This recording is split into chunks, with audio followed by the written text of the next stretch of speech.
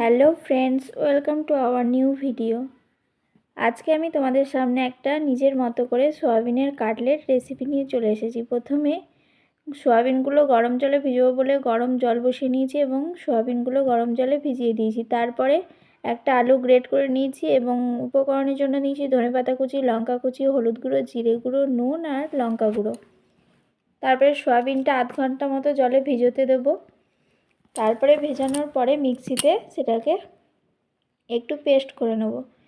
Paste করার পর তাতে একে একে উপকরণগুলো দিয়ে দেবো। দেখো আমার কাকা শ্বশুর কী বলছে এখানে, শুনে নাও একটু তোমরা।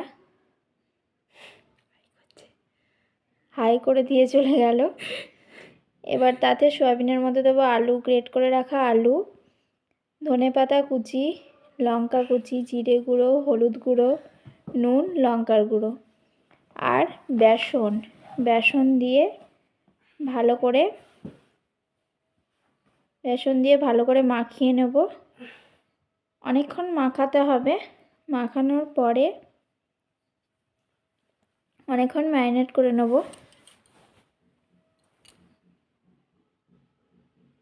এবং দেখব যাতে ব্যাটারটা একটু শক্ত শক্ত হয়, যাতে মুঠোতে মন্ড করতে পারা যায় হাত দিয়ে, সেরকমভাবে করে নেব। তারপরে হাত দিয়ে গোল পাকিয়ে একটা কাটলেটের আকারের মতো করে নেব।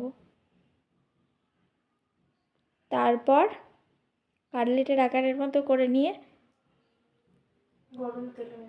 তারপরে এদিকে আমি কাটলেটের আকারের মতো করতে থাকি আর এদিকে কড়াইয়ে আমি তেলটা গরম করতে দিয়ে দিয়েছি। মাঝে দেখো আমার ছেলে কি বলছে, মনে হয় এদিকে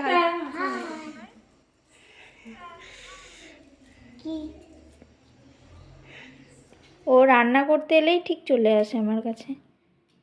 এদিকে কড়াইয়ে তেল গরম করতে দিয়ে দিয়েছি।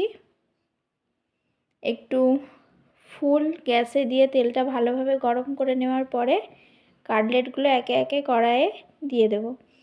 এবার লাল লাল করে কাটলেটগুলো ভালো করে ভেজে নেব। এরকমভাবে আমি সব কাটলেটগুলোকেই ভেজে নিচ্ছি।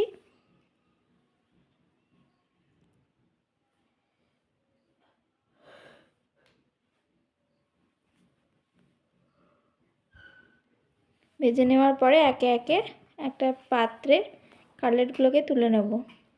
এটাই হয়ে গেল আজকে আমার সয়াবিনের